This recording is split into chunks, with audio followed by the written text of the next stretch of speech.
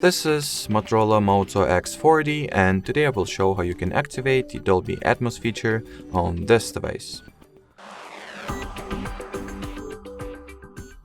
So firstly, you will need to launch settings, then enter the sound and vibration category and tap at the Dolby Atmos from here. Then the designated Dolby Atmos app will be launched. In here, by default, the Dolby Atmos is already enabled and there is no way you can deactivate it.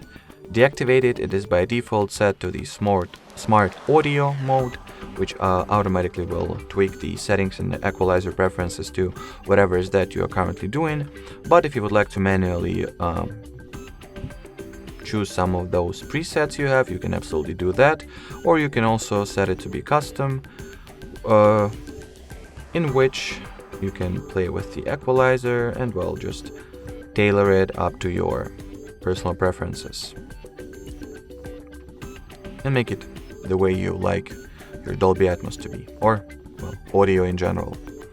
Alrighty, so that will be it for this video. Thanks for watching, and bye bye.